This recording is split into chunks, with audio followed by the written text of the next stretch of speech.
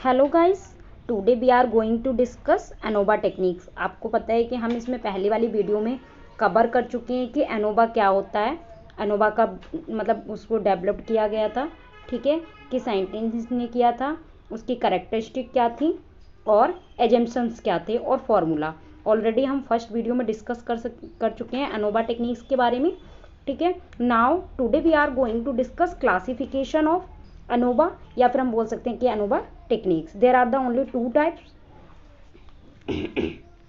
One way ANOVA, two way ANOVA.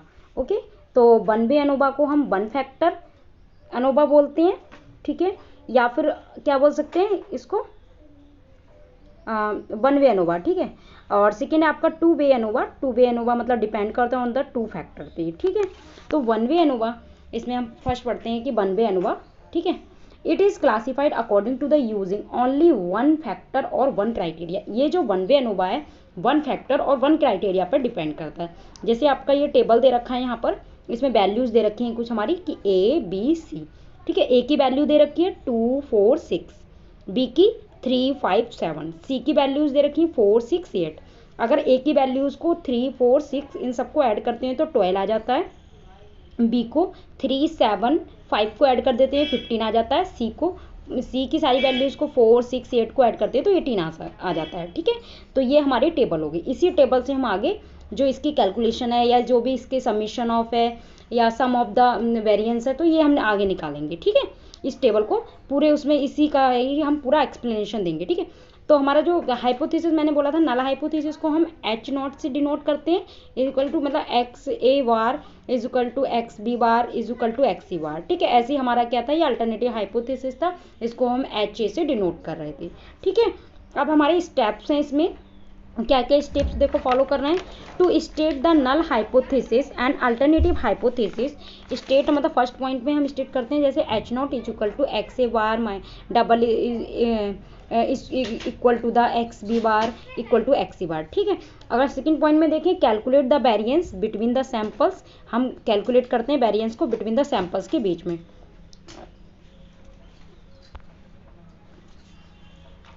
ठीक है। तो इसमें क्या करते हैं, ए है, इसमें calculate the mean of each sample, each sample का जो मीन होता है उसको कैलकुलेट करते हैं, ठीक है। तो देखिए इसमें हमारा ये टेबल दे रखा है, जो मैंने पीछे टेबल बनाई थी उसको छोटा सा मैंने इस टेबल को बना रखा है। ए बी सी की वैल्यूज इन सबको ऐड करके 12 आया, बी की वैल्यूज को ऐड करके 15 आया, सी की वैल्यूज को ऐड करके 18 आया, ठीक है। तो अब हम क्या है इनका निकाल लेते हैं कि ए जो होता है X A is equal to 12 था, ठीक है, टोटल ऐड करके 12 आया और वैल्यूज कितनी 3, तो 12 डिवाइड बाई 3 इक्वल टू 4। ऐसे बी की वैल्यू हम निकालेंगे कि X B bar is equal to total add करके 15 आया और वैल्यूज 3 हैं तो 15 upon 3 divide by is equal to 5, ठीक है। ऐसे ही एक्स बार सी की वैल्यूज तो 18 upon 3 divide by equal to 6।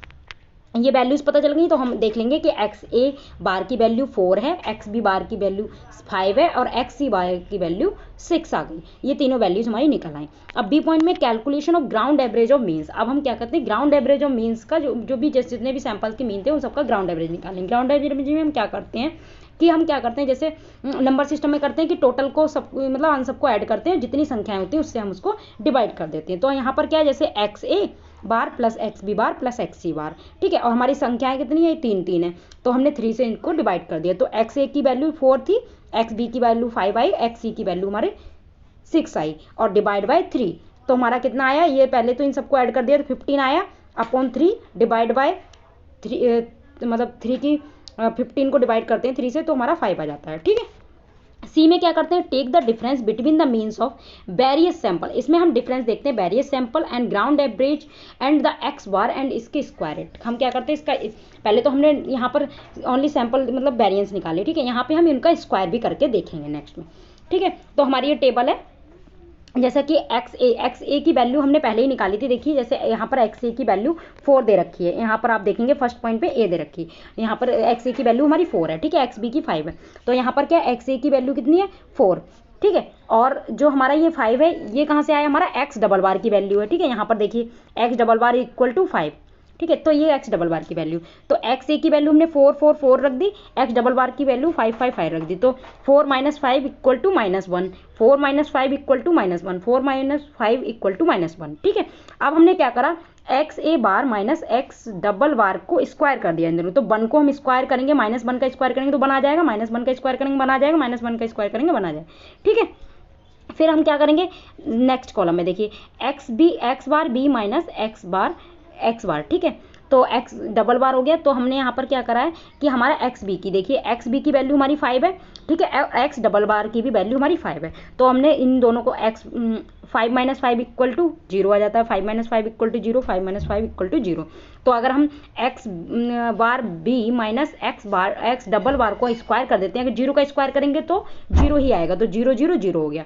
फिर हमारा देखिए एक्स सी बार की वैल्यू आपकी 6 दे रखी है यहाँ पर, और थर्ड पॉइंट पे यहाँ पर देखेंगे, ठीक है। और एक्स डबल बार की वैल्यू 5 दे रखी है, ओके। तो हमने क्या करा, एक्स सी बार की वैल्यू 6 लिख दी, एक्स डबल बार की वैल्यू हमारी 5 5 5 दे रखी है, ठीक है।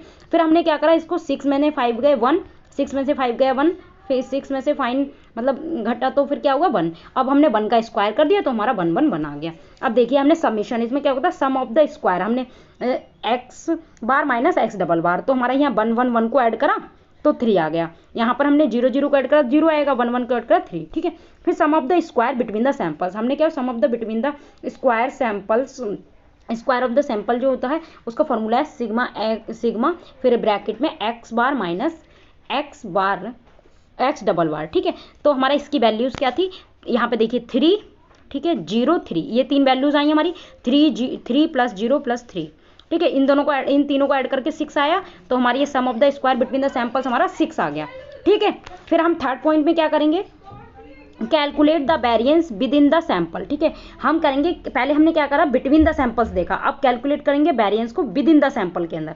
तो फर्स्ट ए पॉइंट में देखेंगे calculation of means for each sample, हमने ईच सैंपल का क्या करा, पहले कैलकुलेशन कर लेंगे। फिर take the division of the various item in the sample from the mean value of the respective sample and square it, ठीक है। जैसे हमने क्या करा, पहले सिंपल निकाला था उन सबकी वैल्यू, तो यहाँ पर सबका फिर स्क्वायर कर दिया और उसका सम निकाल लिया, मतलब sum of the square between the samples ये निकाला है, तभी तो हमारा ये आया sigma x bar minus sigma double bar की वैल्यू हमारी 6 आ गई, ठीक है। अब देखिए नेक्स्ट वाली टेबल में हम क्या करते हैं, नेक्स्ट जो हमारी ये वाली टेबल दे रखी है इसमें देखिए क्या ए जो होता है एक्स ए, ठीक है, मतलब ए minus x A bar, A minus x A बार, ठीक है। ए माइनस एक्स ए की बार करें कि वैल्यू की बात करें तो देखिए हमने एक मैंने इमोजी बना रखी है, नोट लिख रखा है यहाँ पर, ठीक है। तो यहाँ मैंने एक टेबल बना रखी है, वही जो पीछे वाली टेबल थी, यहाँ पर हमारा जो अलग अलग वैल्यूज दे रखी हैं 2 4 6 ये हमारी टेबल में दे रखी है, नोट जहाँ पे लिखा है वहाँ देखिएगा आप, ठीक है। तो 2 4 6 अगर एक्स ए की बात करें तो हमारी वैल्यू कितनी थी 4, हमने पहले ही निकाल चुके हैं उस वाली टेबल में। तो हमने 2 में से 4 अगर घटाएंगे तो उसको क्या हो जाएगा -2 बचेगा, ठीक है। ऐसे हमने ये -2 बचेंगे, यहाँ पर थोड़ा माइनस का चिन्ह गड़बड़ हो गया है, ठीक है। बाकी माइनस की वैल्यू आएगी, ठीक है। अगर 2 मैंने माइनस अगर उसको हम घटाएंगे तो 2 माइनस और -2 आ जाएगा, यहाँ पर प्लस का ही 2 आएगा, ठीक है। तो फिर हमारा 2 2 आया 0 आया, फिर हमने क्या है ए माइनस एक्स ए बार का स्क्वायर, तो स्क्वायर कर दिया हमने, यहाँ पे 2 का स्क्वायर करेंगे 4 आ जाएगा, ठीक है। 2 का स्क्वायर 4, 0 का अगर स्क्वायर करते हैं 0 आएगा, 2 का स्क्वायर करते हैं 4 आ जाता है, ठीक है। तो बी माइनस फिर हमारा होता है एक्स बार बी, फिर हमारा क्या है यहाँ पर अगर बी की बात करें तो देखिए बी की जो वैल्यूज दे रखी है, जहाँ पर मैंने बोला है नोट लिख रखा है 3 5 7 हमारी वैल्यू दे रखी है, और एक्स बी बार की वैल्यू हमारी दे रखी है 5 5 5, ठीक है। ये हम पहले निकाल चुके हैं। फिर इसमें से घटा लेंगे, मतलब 3 में से 5 जाएगा, माइनस का 2 बचेगा, 5 में से 5 जाएगा 0, 7 में से 5 जाएगा तो हमारा प्लस का 2 बचेगा, ठीक है, इक्वल टू प्लस का 2। फिर हमने 2 को यहाँ पर b माइनस एक्स बार बी का स्क्वायर कर रखा है, तो 2 को हमने स्क्वायर करा 4, फिर 0 का स्क्वायर करा 0 आएगा, 2 का स्क्वायर करा 4, ठीक है। फिर हमने c माइनस एक्स सी का बार, ठीक है। तो क्या है हमारा c का जो वैल्यू दे रखी है यहाँ पर देखिए टेबल में 4 6 8 ये दे रखी है, ये हमने लिख ली, और हमारा जो एक्स सी की वैल्यू हमने निकाली थी 6। फिर अगर हमने 4 में से -6 हम अगर घटाएंगे तो -2 बचेगा, 6 में से 6 अगर घटाएंगे तो 0 बचेगा, ये 8 में से -6 घटाएंगे तो हमारा 2 बचेगा। हमने 2 का स्क्वायर कर दिया तो 4 आ गया, 0 का स्क्वायर करेंगे 4 और 2 का स्क्वायर करते हैं तो 4। अब देखिए हमने sum of the square within the sample के बीच अगर हम करते हैं तो देखिए लास्ट में जो हमने ऐड कर रखा है यहाँ पे sum of the x minus x bar square, तो 4 4 0 4 4 + 0 + 4 तो 8 आ जाएगा, या ऐसे ही हमने 4 + 4 0 को हमने ऐड करा तो 8 आ गया, ऐसे 4 और 0 को तो कुछ उसका कोई मीनिंग ही नहीं, ठीक है। तो 4 4 8 हो जाए तो हमारी वैल्यूज आ गई। फिर sum of the square within the samples, इसका फॉर्मूला मैंने इस टेबल में लिख रखा है यहाँ पर देखिए, ये सिग्मा x - x बार स्क्वायर, तो 8 + 8 + 8 ये क्या होता है हमारा 24। तो ये हमारी पूरी वैल्यू आ गई 24 निकल के। अब हम सी पॉइंट में क्या करें, calculate the ratio of F, ठीक है। अब हम रेशियो देखेंगे एफ का कैसे निकालते हैं। देखिए स्क्वायर ऑफ वेरिएंस टेबल में देखते हैं, स्क्वायर ऑफ वेरिएंस देखते हैं पहले।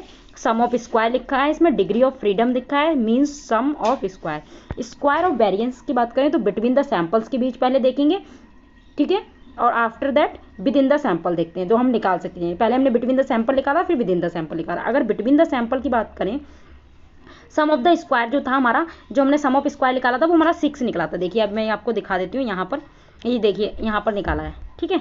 यहाँ ये सम ऑफ स्क्वायर निकाला है, यहाँ पर ये रहा सम ऑफ स्क्वायर 6 दे रखा है यहाँ पर, ठीक है। ये जो मैंने डार्क पेन से लिख रखा है, ठीक है, ये 6 है। ये सम ऑफ स्क्वायर हो गया आपका 6, ठीक है। फिर हमारा μ1 जो होता है C-1, तो C1 - मतलब क्या होता है, जो कॉलम हमारे 3 दे रखे हैं -1 हमने उसके से घटा दिया 2 बचा, ठीक है।